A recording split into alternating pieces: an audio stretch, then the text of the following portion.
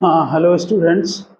आज हम work energy power का एक इम्पोर्टेंट टॉपिक है इक्विलिब्रियम, उसको डिस्कस करेंगे। और आपको मालूम है कि ट्रांसलेटरी इक्विलिब्रियम में किसी बॉडी पर नेट फोर्स जो है वो ज़ीरो होता है। तो उसमें दो टाइप का इक्विलिब्रियम है, एक स्टैटिक और दूसरा डायनामिक। ठीक, तो इसी को हम आगे कंटिन्यू करके आपको इक्विलिब्रियम के और पोटेंशियल एनर्जी से कुछ रिलेशन है वो आपको डिस्कस करेंगे। तो आप हेडिंग डालें ऊपर अपनी कॉपी में, equilibrium. Equilibrium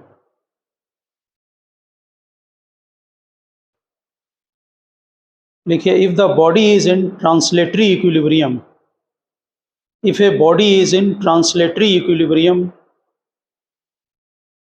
it will be either at rest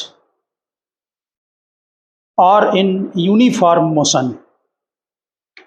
देखिए, आपको मालूम है कि जो F एक्सटर्नल होता है वो ma/m/dv/dt होता है।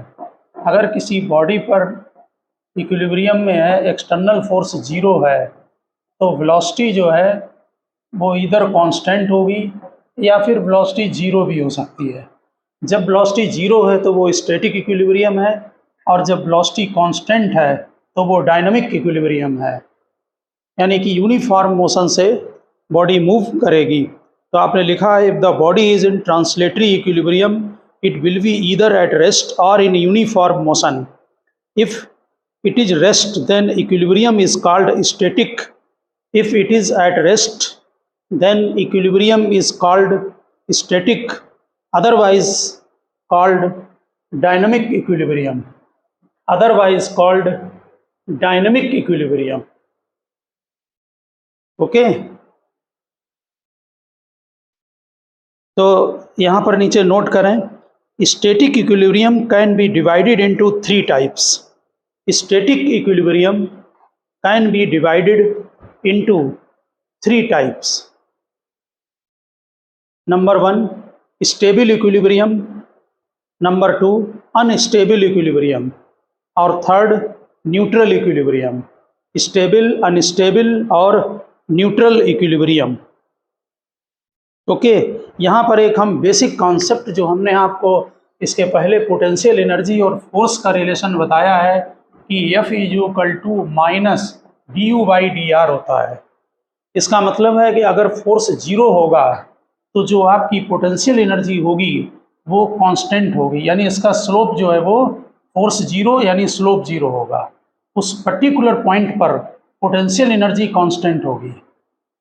एक ऑप्टिमम वर्ड यूज़ करते हैं, मैक्सिमम हो सकती है, मिनिमम हो सकती है। जैसे आपने U वर्सेस R ये ग्राफ प्लाट किया है, तो यहाँ पर स्लोप ज़ीरो है, यहाँ स्लोप ज़ीरो है, और अगर पोटेंशियल एनर्जी कांस्टेंट है तो यहाँ पर परमानेंट स्लोप ज़ीरो है। एक इन पर्टिकुलर पॉइंट्स पर A पॉइंट, B पॉइंट और C पॉइंट यहाँ पर फोर्स ज़ीरो होगा। ये आपका रिलेशन है जो कि इसके पहले लेक्चर में कराया गया था। तो आप पहली हेडिंग डालें, स्टेबल इक्विलिब्रियम।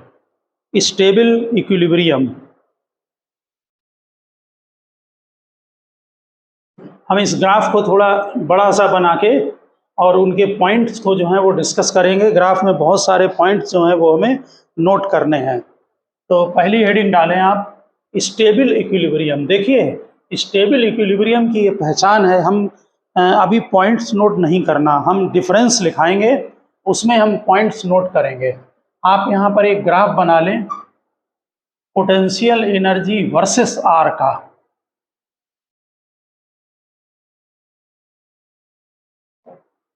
ये यहाँ पर इस जगह यहाँ पर भी है, और ये तीन पॉइंट हम ले रहे हैं, पॉइंट ए, पॉइंट बी और सी। इन तीनों पॉइंट पर स्लोप ज़ीरो है, du/dr ज़ीरो है, यहाँ पर फोर्स भी ज़ीरो होगा। F = होता है -du/dr। तो पहला पॉइंट चेक करें, स्टेबल इक्विलिब्रियम। इनकी प्रॉपर्टी और वो सब आप अभी वो बनाएंगे, इनका डिफरेंस का चार्ट उसमें नोट करेंगे, अभी आप समझते जाएं। देखिए स्टेबल इक्विलिब्रियम जो होता है उसकी मेन जो पहचान है, दो तरह से हम उसको आइडेंटिफाई करते हैं कि अगर हम किसी बॉडी को अपनी जगह से डिस्टर्ब कर दें तो उसमें अगर अपनी ओरिजिनल पोजीशन में आने की टेंडेंसी हो तो वो स्टेबल इक्विलिब्रियम होगा। ठीक, ये ध्यान रखना, ये केस हमारे फिजिक्स में जो स्टेबल अनस्टेबल के केस हैं ये फिजिक्स में बहुत ज़्यादा यूज होते हैं, सभी चैप्टर में, 12th के भी कई चैप्टरों में, इलेक्ट्रोस्टेट में, मैग्नेटिज्म में, ठीक है ना, ये बहुत जगह यूज होते हैं। इसलिए जहाँ जहाँ हमने जिस चैप्टर में इक्विलिब्रियम को एराइज किया है उसको आप डीप में स्टडी करना। तो स्टेबल की क्या पहचान है कि अगर अपनी बॉडी को हम डिस्टर्ब कर दें, जैसे ये कोई बाउल है और इसमें एक हम बॉल रख दें, ठीक, ये बॉल रख दी हमने, अगर ये इस समय इक्विलिब्रियम में है, इसमें नेट फोर्स 0 है, अगर इसको आप थोड़ा सा डिस्टर्ब कर दें तो फिर से ये इसी पोजीशन में आने की इसमें टेंडेंसी होगी। जैसे बॉल को यहाँ पहुँचा दें तो फिर आपको मालूम है कि यहाँ पर फोर्स mg और इधर का फोर्स जो है mg साइन थीटा या इसका कंपोनेंट जो एक्ट करेगा वो इसको फिर से यहाँ वापस ले आएगा। जितने स्टेबल इक्विलिब्रियम के केस होते हैं उन सभी केसों में पार्टिकल स्मॉल डिस्प्लेसमेंट में, ध्यान रखना, स्मॉल डिस्प्लेसमेंट में सिंपल हार्मोनिक मोशन करता है। यहाँ पर जब ये बॉल को हम डिस्टर्ब करेंगे तो इसकी ओरिजिनल पोजीशन में आने की टेंडेंसी तो होगी ही, साथ ही यहाँ वेलोसिटी को गेन कर लेगा और ये ओवरशूट कर जाएगा।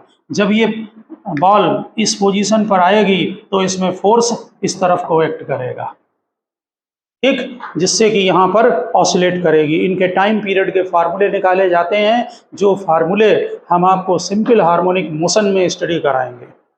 इसके बाद दूसरा एग्जाम्पल सिंपल पेंडुलम का, आप एग्जाम्पल बनाना, थ्योरी यहाँ नोट नहीं करना। सिंपल पेंडुलम का भी यहाँ पर जो केस है वो इक्विलिब्रियम का है। अगर हम इसको अपनी जगह से यहाँ डिस्टर्ब कर दें तो इसमें फिर से आपको फोर्स लगता है, यहाँ थीटा होगा, इस तरफ आपको मालूम है डाउनवर्ड mg एक्ट करता है और यहाँ पर mg cos थीटा और mg sine theta. mg sine theta restoring force है जो कि ट्राई करेगा इसको अपनी ओरिजिनल पोजीशन में वापस लाने की, और पार्टिकल यहाँ पर हार्मोनिक मोशन करेगा। उसका आपका टाइम पीरियड का फार्मूला सिंपल पेंडुलम का आप जानते भी हैं, T = 2 π√L/g होता है, ठीक। इसके अलावा हम एक एग्जाम्पल जो है आप समझ जाएंगे, एग्जाम्पल एक इलेक्ट्रिकल का एग्जाम्पल भी हम आपको बता दे रहे हैं। जैसे ये चार्ज पॉजिटिव है +q और ये भी पॉजिटिव है, यहाँ बीच में एक हम नेगेटिव चार्ज रखते हैं -q, ठीक, और इसको अपनी जगह -q यहाँ पर इक्विलिब्रियम में होगा, क्यों, ये वाला पॉजिटिव चार्ज माइनस को अट्रैक्ट करेगा और ये वाला जो पॉजिटिव है ये भी माइनस को अट्रैक्ट करेगा। अगर दोनों फोर्स इक्वल हैं और अपोजिट तो हैं ही, तो इनका अगर इक्वल हैं दोनों, यहाँ तो हमने चार्ज भी इक्वल लिए हैं, डिस्टेंस भी इक्वल है, सेंटर पर रखा है, तो यहाँ पर इसमें नेट फोर्स 0 होगा। ये केस इक्विलिब्रियम का होगा। अगर हम इस पार्टिकल को थोड़ा डिस्टर्ब कर दें ऊपर तो क्या होगा, ये पॉजिटिव अपनी तरफ अट्रैक्ट करेगा, ये भी अपनी तरफ अट्रैक्ट करेगा, और इन दोनों का देखिए एक फोर्स इधर लग रहा है, एक इधर, इन दोनों का अगर पैरेललोग्राम बनाएंगे तो नेट फोर्स इधर को आएगा डाउनवर्ड। इसका मतलब इसमें पार्टिकल में अपनी ओरिजिनल पोजीशन में आने की टेंडेंसी होगी, यहाँ पर ये ऑसिलेट करेगा। 12th में कॉम्पिटिटिव में इनके टाइम पीरियड के फार्मूले निकाले जाते हैं, बोर्ड में नहीं है सिलेबस में, लेकिन ये स्टेबल इक्विलिब्रियम का केस है। यानी कि स्टेबल इक्विलिब्रियम के केस में जो मेन आपकी पहचान है वो ये है कि अगर पार्टिकल को अपनी जगह पर हम डिस्टर्ब कर दें तो उसमें अपनी ओरिजिनल पोजीशन में आने की टेंडेंसी होती है, ठीक है ना। दूसरी बात, क्योंकि ये जो ग्राफ है U वर्सेस R, इस ग्राफ में आप डायग्राम बनाना, थ्योरी नहीं नोट करें अभी कोई, ये ग्राफ बना सकते हैं आप। ये जो ग्राफ में हमने जो बनाया है यहाँ के पोटेंशियल एनर्जी का जो यहाँ स्लोप है 0 है U वर्सेस R का, तो यहाँ पर फोर्स 0 होगा, इसका मतलब ये इक्विलिब्रियम है, ठीक। जो इक्विलिब्रियम में जो लोएस्ट पोजीशन होती है यहाँ पर, ये वाली, यहाँ पर एक स्टेबल इक्विलिब्रियम का केस होता है ये वाला, यहाँ पर अनस्टेबल इक्विलिब्रियम होता है, ठीक। स्टेबल इक्विलिब्रियम में पोटेंशियल एनर्जी मिनिमम होती है, और आपको प्रैक्टिकल लाइफ में भी पता है कि जैसे ये है, पेन को हमने ऐसे यहाँ पर वर्टिकली खड़ा कर दिया, इसकी जो ग्रेविटेशनल पोटेंशियल एनर्जी सेंटर पर एक्ट करेगा mg, अगर इसको थोड़ा डिस्टर्ब कर दें तो ये तुरंत नीचे गिर जाएगा, फिर ये वापस नहीं आएगा। अब पोटेंशियल एनर्जी मिनिमम हो गई, लोएस्ट पोजीशन पर है। तो पोटेंशियल एनर्जी मिनिमम होती है कहाँ पर? स्टेबल इक्विलिब्रियम में। ये भी इसकी पहचान है। यहाँ पर जो पॉइंट ए है वो स्टेबल इक्विलिब्रियम का है, स्टेबल इक्विलिब्रियम का है। ग्राफ से रिलेटेड जो थ्योरी है वो नोट करना, बाकी हम चार्ट में आपको कराएंगे। दूसरा पॉइंट डालें अनस्टेबल इक्विलिब्रियम। अनस्टेबल इक्विलिब्रियम में अगर आप पार्टिकल को डिस्टर्ब करते हैं तो उसमें अपनी ओरिजिनल पोजीशन में आने की टेंडेंसी नहीं होगी। ठीक, जैसे आपने एक बाउल को पलट कर रखिए, इसके ऊपर यहाँ बॉल रख दीजिए, ये बॉल रख दिया, अगर आप इसको थोड़ा इक्विलिब्रियम में रखी हो, यहाँ पर रुकी हुई हो, थोड़ा सा डिस्टर्ब करें तो ये यहाँ पर वापस नहीं आएगी, ये तुरंत नीचे गिर जाएगी। इसका मतलब ये अनस्टेबल इक्विलिब्रियम का केस है। दूसरी बात, अगर हम किसी कोन को, हमने स्टेबल में नहीं बताया था, अगर कोन को हम ऐसे उल्टा करके टिका दें, ठीक, और इसमें नेट फोर्स 0 और यहाँ ये रेस्ट में हो, अगर इसको थोड़ा सा डिस्टर्ब करें कोन को तो ये नीचे गिर जाएगा। ठीक, और कहाँ जाएगा? जहाँ इसकी पोटेंशियल एनर्जी मिनिमम होगी। ये अनस्टेबल का केस है। अनस्टेबल में अगर हम पार्टिकल को डिस्टर्ब कर दें तो उसमें ओरिजिनल पोजीशन में आने की टेंडेंसी नहीं होती है।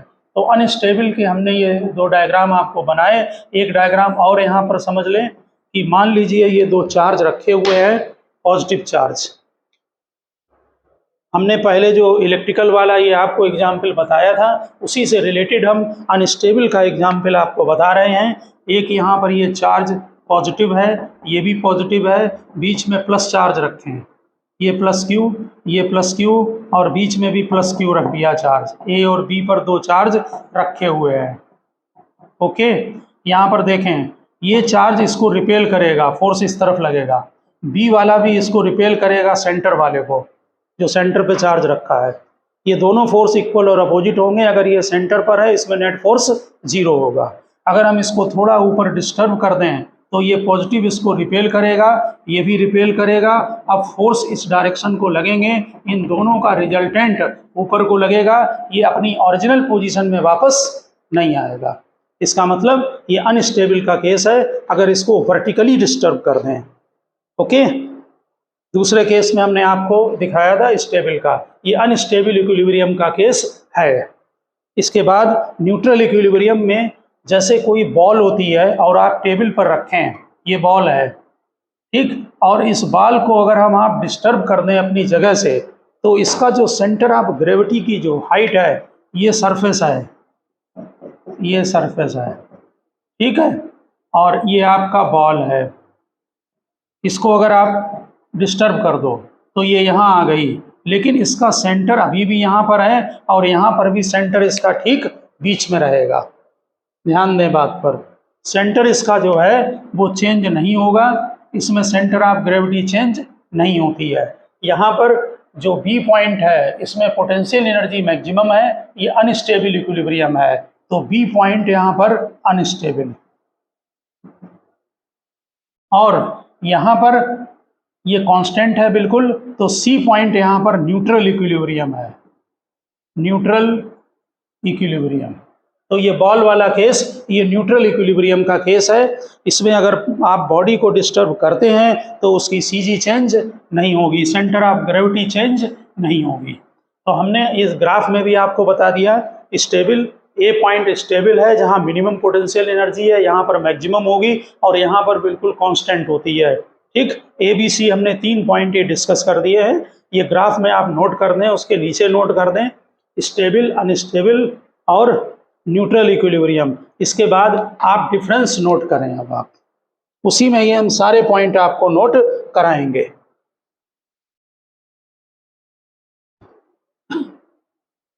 देखिए यहाँ पर एक चार्ट बनाएं ऐसे मेरे साथ, यहाँ हम सारे पॉइंट नहीं लिखेंगे, आप नोट करेंगे सारे पॉइंट, हम बोलेंगे। यहाँ पर पॉइंट 3 पॉइंट में, पहला पॉइंट यहाँ पर स्टेबल इक्विलिब्रियम, यहाँ अनस्टेबल, इक्विलिब्रियम और ये न्यूट्रल इक्विलिब्रियम।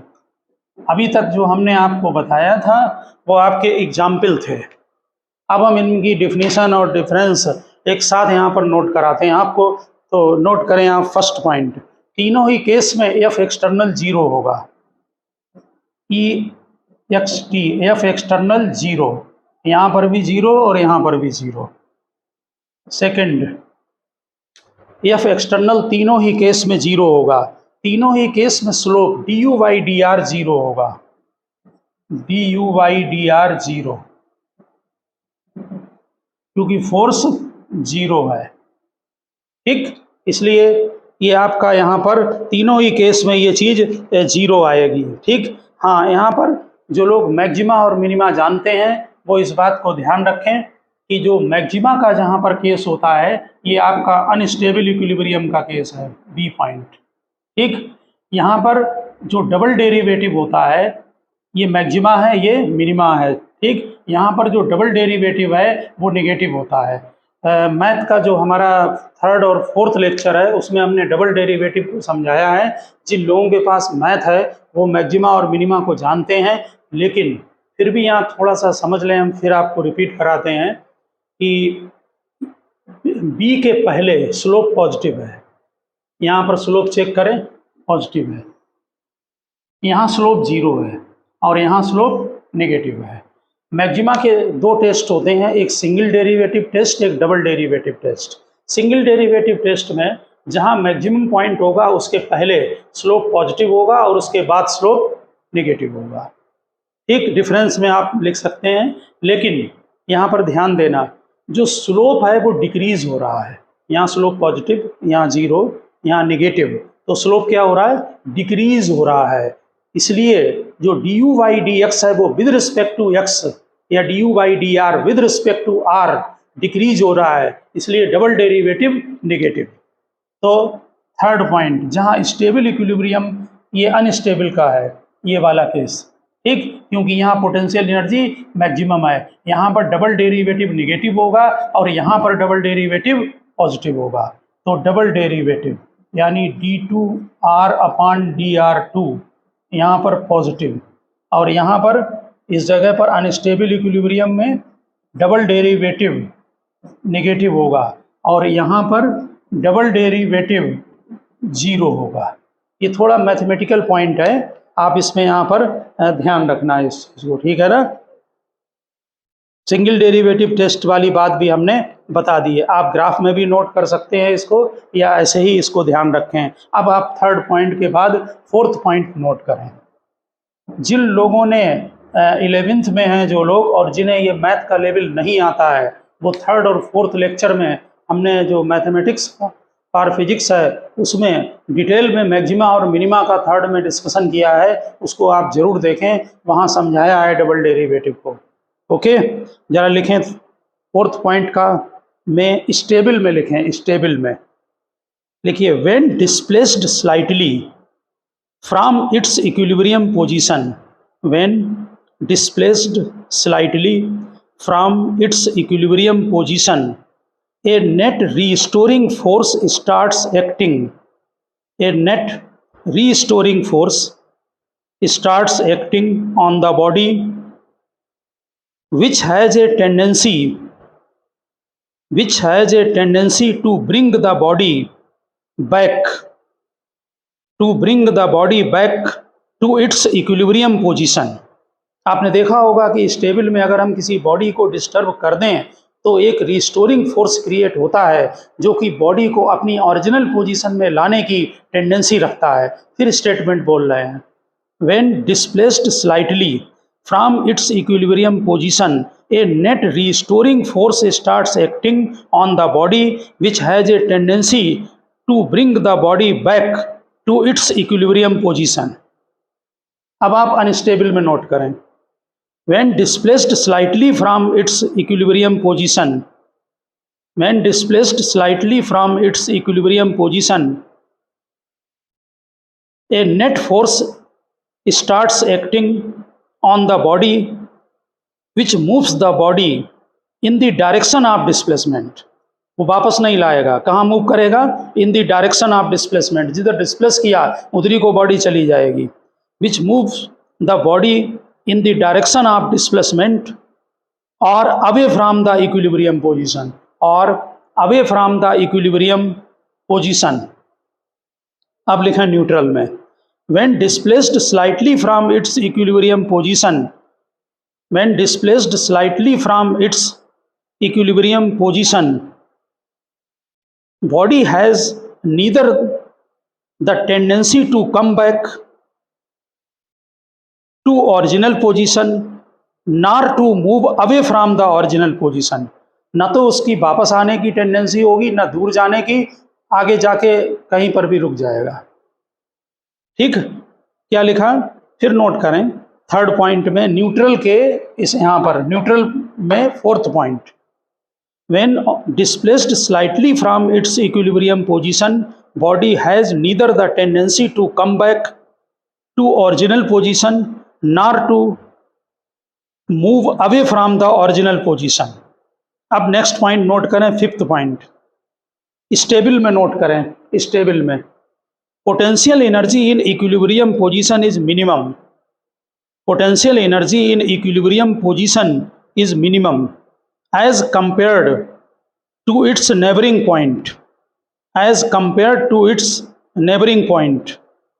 यहाँ पर पोटेंशियल एनर्जी स्टेबल में मिनिमम होगी जो आसपास के पॉइंट होंगे उनके कंपैरिजन में। ठीक, यहाँ पर लिख दो अनस्टेबल में सीधे पोटेंशियल एनर्जी मैक्सिमम, और न्यूट्रल में लिख दो पोटेंशियल एनर्जी कांस्टेंट।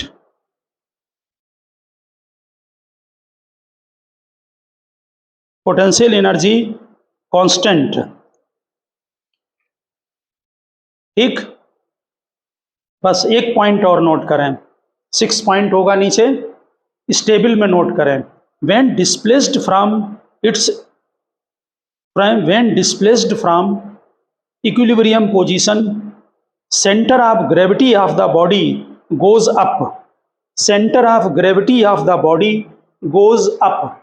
हम जरा इस पॉइंट को यहाँ दिखाना चाहेंगे। मान लीजिए ये आपका एक कोन रखा है और ये स्टेबल में है, आप समझ गए होंगे।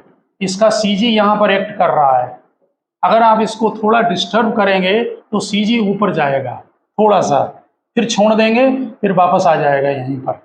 तो क्या हुआ स्टेबल में, जब डिस्टर्ब करते हैं तो सेंटर ऑफ ग्रेविटी अपनी इक्विलिब्रियम पोजीशन से थोड़ा ऊपर उठती है, गोज अप।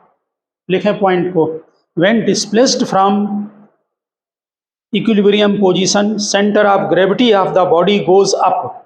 इसमें लिख दें गोज डाउन अनस्टेबल में, और न्यूट्रल में लिख दें centre of gravity remains at the same level. आपने बॉल के केस में देखा होगा, तो centre of gravity remains at the same level. आप पोटेंशियल एनर्जी का ये पॉइंट यहाँ पर समझ गए होंगे। इस ग्राफ में ये पॉइंट में पोटेंशियल एनर्जी मिनिमम है, ये स्टेबल इक्विलिब्रियम का केस है। यहाँ पोटेंशियल एनर्जी मैक्सिमम है, ये अनस्टेबल है, और यहाँ पर कंटिन्यूअस कांस्टेंट है, ये न्यूट्रल इक्विलिब्रियम का केस है। तो स्टेबल की 2 पहचान है। ठीक, बिल्कुल लर्न करके रखना क्या क्या पहचान है।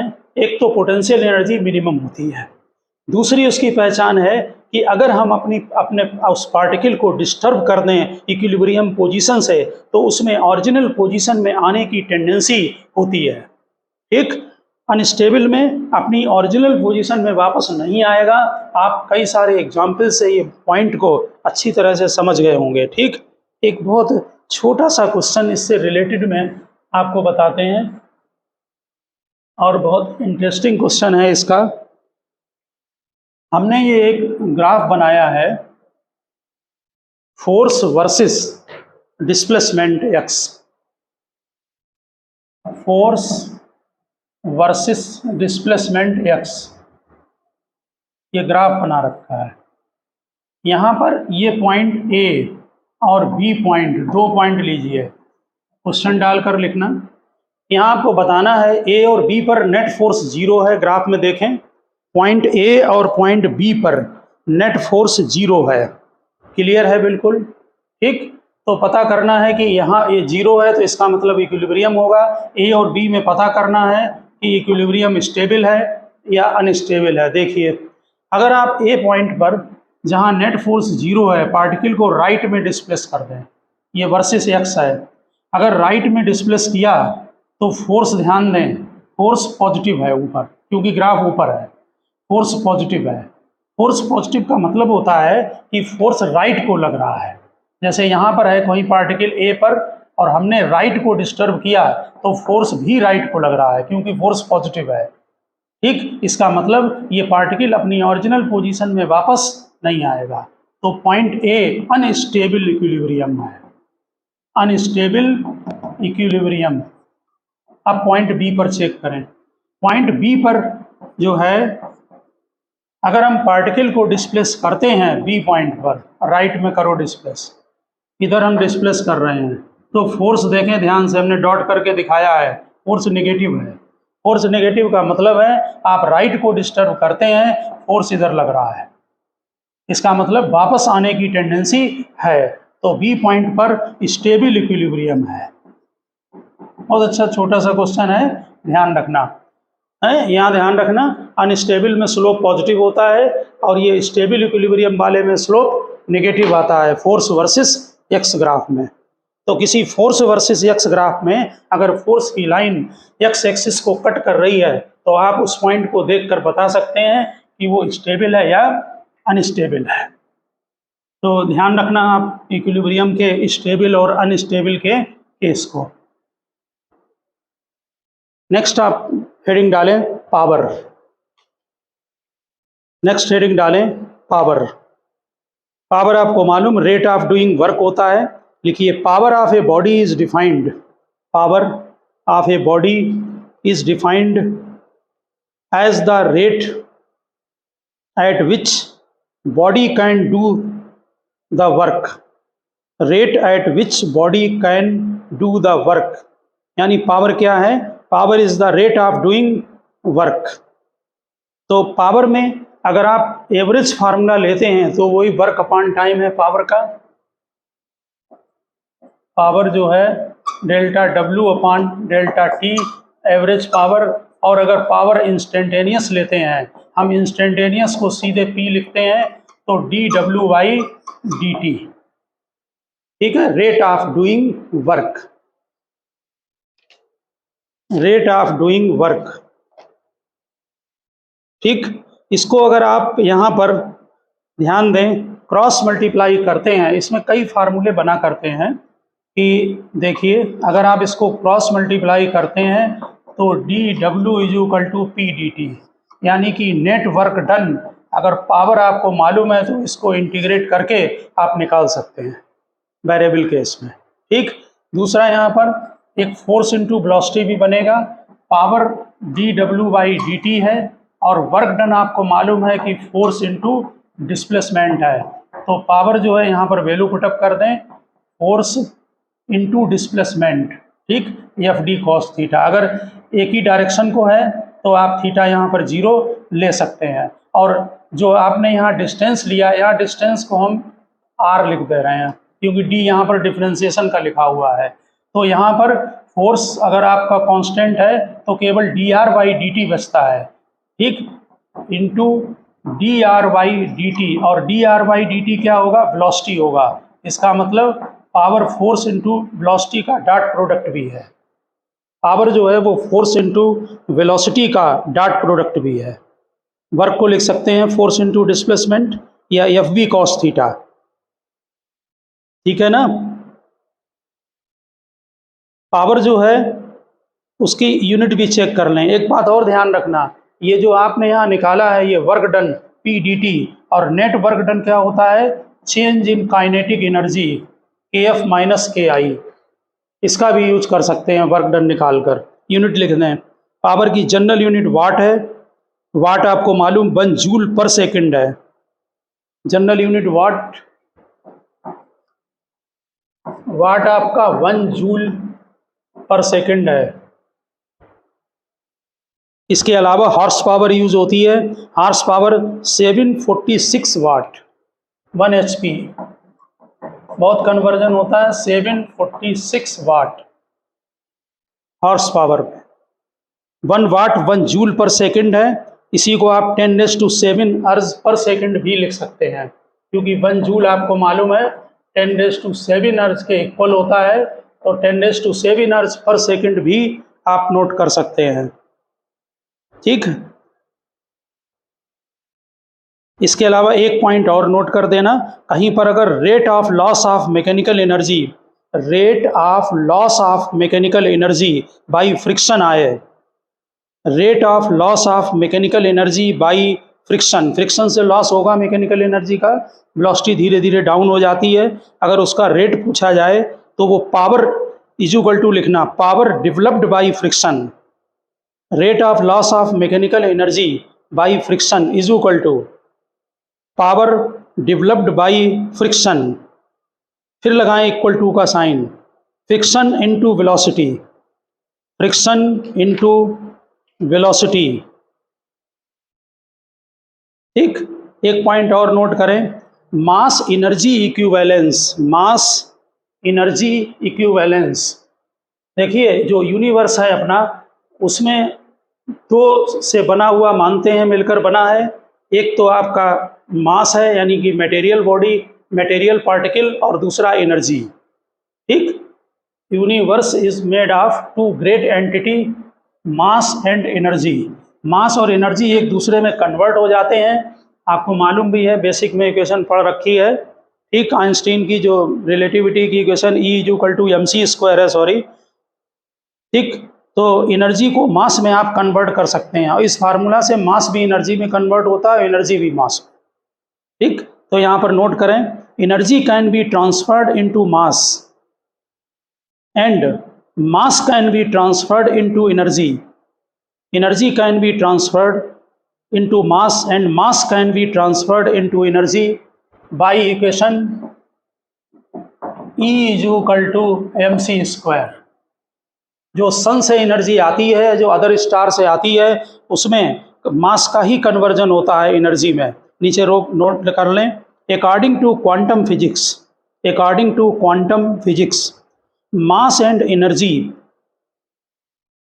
Are not conserved separately, mass and energy are not conserved separately, but they are conserved as a single entity called mass energy, single entity called mass energy।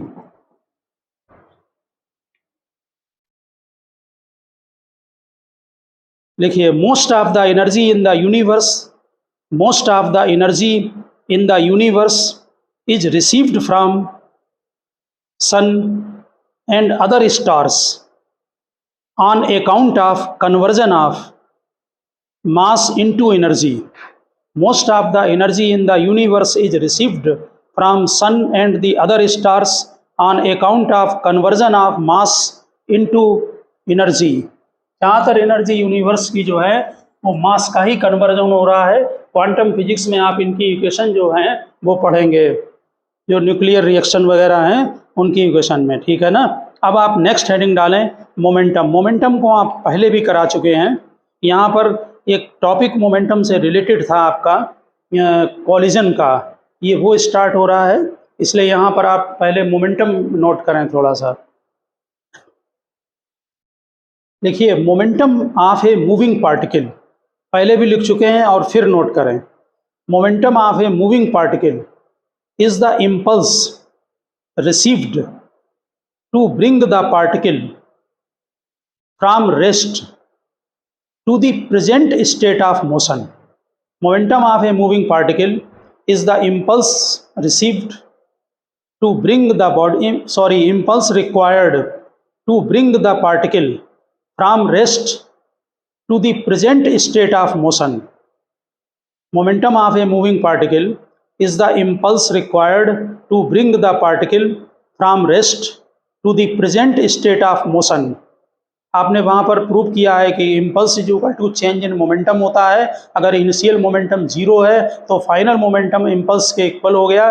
तो वही यहाँ पर डिफिनेशन दी हुई है कि इम्पल्स मोमेंटम जो है इम्पल्स के इक्वल होगा जबकि बॉडी रेस्ट से किसी प्रेजेंट स्टेट ऑफ मोशन में आती है। It is measured by the product of mass and velocity. Formula आपको मालूम है, mv होता है। फिर लिखा है नेक्स्ट पैरा में, velocity is a kinematics quantity. Velocity is a kinematics quantity while momentum is a dynamic concept. While momentum is a dynamic concept. Next heading डालें इंटरनल एंड एक्सटर्नल फोर्सेस। इन पर हम पहले भी डिस्कशन कर चुके हैं। Internal and external forces, देखिए मान लीजिए ये कोई बॉडी है और आप इसको बाहर से मूव करा रहे हैं, फोर्स लगाकर एक्सीलरेट हो रही है, तो ये वाला जो फोर्स आप लगा रहे हैं ये एक्सटर्नल फोर्स है। इस बॉडी के अंदर के बहुत सारे पार्टिकल्स होंगे, ये भी आपस में अट्रैक्शन करते हैं और रिपल्सन करते हैं। इनमें जो अंदर फोर्स लग रहे हैं वो इस बॉडी के अंदर के फोर्स वो इंटरनल है। इंटरनल बॉडी की वजह से पूरे एज ए होल सिस्टम का मूवमेंट चेंज नहीं हो सकता है, एक्सटर्नल की वजह से होता है। तो लिखिए और हमने बताया था एक ही फोर्स इंटरनल होता है और वही एक्सटर्नल होता है, डिपेंड करता है आपने सिस्टम कौन सा चूज किया है। देखिए मान लीजिए ये दो बॉडी कोलाइड करती हैं, एक लेफ्ट को जा रही थी एक राइट को, ये फोर्स डाल रही हैं एक दूसरे से इक्वल एंड अपोजिट। अगर आप पूरा सिस्टम एक बनाते हैं तो ये दोनों फोर्स 0 हो गए, इंटरनल फोर्स, ये फोर्स इंटरनल हो जाएंगे और ये नेट फोर्स इस पर 0 हो गया, मोमेंटम कंजर्व रहेगा। अगर आप एक पार्टिकल को, जैसे ये ए है बी है, अगर आप केवल ए बॉडी को बनाते हैं तो इसने ए बॉडी पर, बी ने जो ए पर फोर्स डाला है वो इधर फोर्स डाला है, तो ये फोर्स हमारा एक्सटर्नल हो गया। ठीक, अगर हम दोनों बॉडी को सिस्टम बनाते हैं तो ये फोर्स इंटरनल है, अगर एक को सिस्टम बनाएंगे तो ये फोर्स एक्सटर्नल है। तो एक ही फोर्स इंटरनल और एक्सटर्नल होता है, डिपेंड करता है आपने सिस्टम कौन सा चूज किया है। आप जो ऊपर की बॉडी हमने बनाई है, अगर किसी एक पार्टिकल की स्टडी करना चाहें इसके अंदर की और उसको सिस्टम बना लें तो उसमें जो अदर पार्टिकल फोर्स डाल रहे हैं वो एक्सटर्नल का काम करने लगेंगे। समझ गए होंगे बात, आप नोट कर लें। If the motion of the system as a whole, if the motion of a system as a whole is concerned, it is completely defined by external forces. If the motion of the system as a whole is concerned, it is completely defined by external forces. However, the motion within the system is defined by internal forces. However, motion within the system is defined by internal forces. ठीक, next heading डालें relation between momentum and kinetic energy. Relation between momentum and kinetic energy.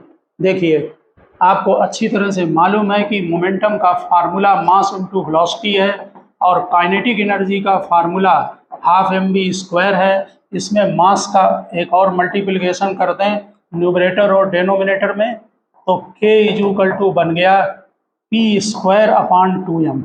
ये हमने value डाल दी है mv की जगह p की, और अगर इसको क्रॉस मल्टीप्लाई करें तो p √2mk होगा।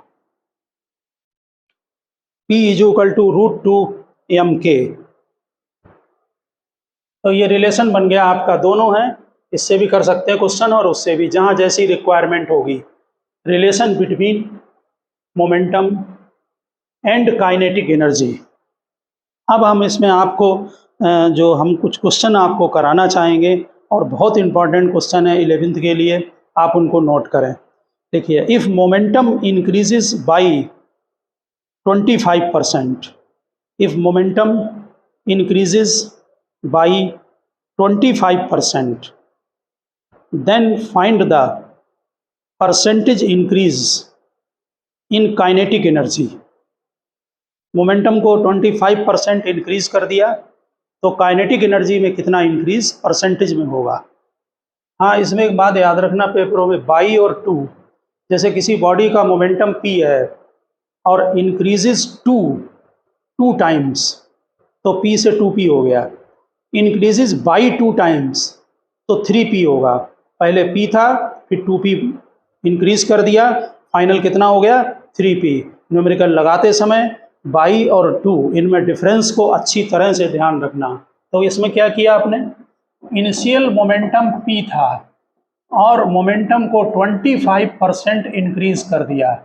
तो पहले p था, बाद में p2 ले लिया, p2 p प्लस इसका 25%, इसका मतलब p प्लस p/4 यानी 5p/4, ये p2 बन गया।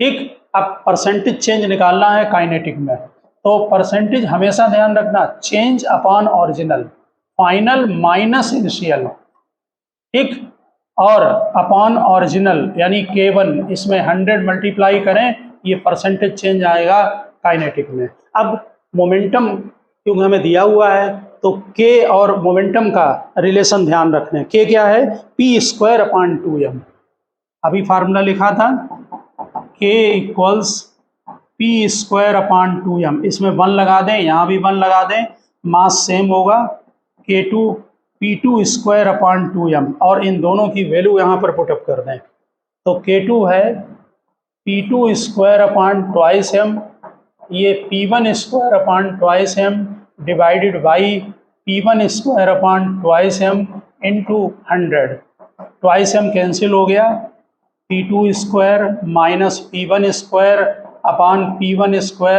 और मल्टीप्लाई 100। अब वैल्यू डाल दो, p2 किसके इक्वल है 5p/4, हालांकि p कैंसिल हो जाएगा तो अपान में भी इसे कर सकते हैं -1 करके, यानी कि ऐसे भी लिख सकते हो p2/p1 का होल स्क्वायर -1 हो गया ये टोटल, और इंटू 100, थोड़ा आसान हो जाएगा। p2 की जगह लिख दो 5p/4 और इसकी जगह p, तो p से p कैंसिल हो गया, क्या बचा 5/4 -1, ठीक है ना। आपने यहाँ पर ये वैल्यू पुटअप कर दी, ये मोमेंटम को 25% इंक्रीज कर दिया था, ओके। और यहाँ पर ये p2 - p1/p1, इसमें मास आपका कैंसिल हो गया है। अब p2² - p1², इनको हमने अलग अलग कर दिया, p2/p1 अलग कर दिया, उधर -1 अलग कर दिया है, ठीक। अब p2 की वैल्यू कितनी है आपकी, वो 5p/4 है, वो वहाँ पर आप पुटअप कर दें, ठीक। तो वो 1.25 बनेगी जाके, फिर उसका होल स्क्वायर अभी करना पड़ेगा। तो यहाँ पर 5/4 का होल स्क्वायर -1 और इंटू 100, ठीक है। तो ये 25/16 -1 इंटू 100, इसको आप सॉल्व कर लें, ये नियरली 56% आती है, 56.25, ये डबल से कुछ ज़्यादा आएगी, हमेशा ध्यान रखना। 56/25, जितना परसेंटेज चेंज बढ़ाते जाएंगे उतना चेंज आएगा। जब भी डाटा को यहाँ नोट करके लिखना, फिर इसमें एक और केस बताएंगे अभी। देखिए, इसके बाद आप इसी क्वेश्चन में लिखें मोमेंटम इंक्रीजेज बाई 100%, अब की बार मोमेंटम 100% इंक्रीज कर दिया। लिखिए, if momentum increases by 100%, then find the percentage change in kinetic energy. Second question, momentum increases by 100%, then find the percentage change in kinetic energy. चलिए बढ़ाइए, P1 को P लिया, पहले ये P था और P को और 100% बढ़ा दिया, तो ये दोनों कैंसिल होके इसका मतलब 2P हो गया, ठीक। इनिशियल मोमेंटम P था और उसको इंक्रीज करके 100% बढ़ा दिया, इसका मतलब 2P हो गया। अब यहाँ पर वैल्यू पुटअप कर दें, क्या होगा K2 - K1/K1 इंटू 100, ठीक। अब K की जगह क्या लिखें, p²/2m, p1²/2m divided by p1²/2m into 100, ठीक। अब ये P2 square minus P1 square upon P1 square into 100। डाल दो P2 की वैल्यू कितनी है 2P, और यहाँ पर P और यहाँ पर P, तो 4P square minus P square upon P square into 100। ये आपका 4P से माइनस करोगे तो 3P स्क्वायर, ये 300% आ गया। जितना ज़्यादा बढ़ाते जाओगे उतना ये तेज़ी से इंक्रीज होगा। यहाँ मोमेंटम को 100% बढ़ाया तो काइनेटिक एनर्जी कितनी इंक्रीज हो गई, 300% इंक्रीज हो गई। जरूर एग्जाम 11th के लिए जो है वो तैयार रखने हैं। ओके, फिर यहाँ पर एक क्वेश्चन और नोट करें, आपकी काइनेटिक एनर्जी को चेंज करेंगे। लिखिए kinetic energy increases by 100%। Kinetic energy increases by 100%। Then find the percentage change in momentum. Kinetic energy increases by 100%. Then find the percentage change in momentum. आपकी kinetic energy को जो है वो 100% increase कर दिया। देखिए, तो इनिशियल काइनेटिक एनर्जी को K ले रहे हैं और K2 हो गई 2K। समझ गए होंगे, 100% बढ़ा दिया। अब क्या रिलेशन था, P = √2mk। अब परसेंटेज चेंज मोमेंटम में, यानी P2 माइनस P1 अपान P1 इंटू 100, इसका कैलकुलेशन करना है। इसकी जगह लिख दो √2mk2 minus √2mk1 divided by 2mk1 into 100। मास को कैंसिल कर दें, √k2 वैल्यू डाल रहे हैं, √k2 की, √k2 की जगह मास हटा दें, K2 की जगह twice K minus K divided by √k into 100। इसमें K हटा दें, √2 माइनस 1, √2 1.414 होता है, और इंटू 100 ये आपका आ गया 41.4%। आ गई होगी बात समझ में। इसमें कम आएगा, इसमें डबल किया था 100%, ये हाफ से कम होगा हमेशा। ठीक, एक बहुत ही इम्पॉर्टेंट पॉइंट है पूरे फिजिक्स में जो कि यूज होता है। हम जब कभी किसी भी न्यूमेरिकल में परसेंटेज चेंज कम हो तो उसको डिफरेंशिएशन करके निकाला करते हैं। ध्यान रखना, पूरे फिजिक्स में हर जगह फार्मूले में इसका यूज होगा। जब कभी परसेंटेज चेंज कम हो तो हम उसको डिफरेंशिएशन करके निकालेंगे। देखिए, वेरीफाई कराते हैं हम आपको। K = है P स्क्वायर अपान, बहुत जगह यूज होगा फार्मूला में, और जब यूज होगा तो इसको याद दिलाएंगे कि हमने मोमेंटम में इसको कराया है। देखिए, इसको डिफरेंशिएट कर दें तो dk या डेल्टा के भी लिख सकते हैं, P स्क्वायर का 2P और dP अपान ट्वाइस m। ये डिफरेंशिएशन हो गया। मास कांस्टेंट है, समझ लो विद रिस्पेक्ट टू P कर दिया तो dk/dP हो गया और P स्क्वायर का 2P हो गया। ठीक है ना। अगर आपको ऐसे समझ में नहीं आ रहा होगा तो आप K स्क्वायर, K को dk, P स्क्वायर को ट्वाइस P dP या dk/dP कर दो, तो यहाँ dk/dP हो जाएगा और यहाँ P स्क्वायर का 2P हो जाएगा। फिर dP को राइट में लिए जाओ। अब इस इक्वेशन को इसमें डिवाइड कर दें। ये जनरल फार्मूला है, सभी में यूज होगा। जितने भी फार्मूले हैं इस तरह से डिफरेंशिएट करके हम स्मॉल परसेंटेज चेंज के लिए यहाँ पर लिख दीजिए for small percentage change, come percentage change के लिए यूज होगा। अब इनको डिवाइड कर दो, तो डिवाइड में मास कैंसिल हो गया, एक P कैंसिल हो गया, 2 टाइम्स dP/P।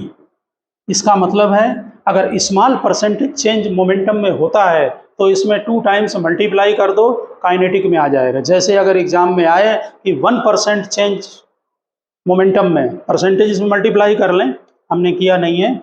अगर इसमें परसेंटेज कर लो तो dk/k into 100 = 2 times dP/P into 100। हाँ देखिए, अगर मोमेंटम में परसेंटेज चेंज 1% है तो फिर काइनेटिक में चेंज 2% होगा। इसमें 1 मल्टीप्लाई कर दो। अगर इसमें 2% है तो 4% होगा।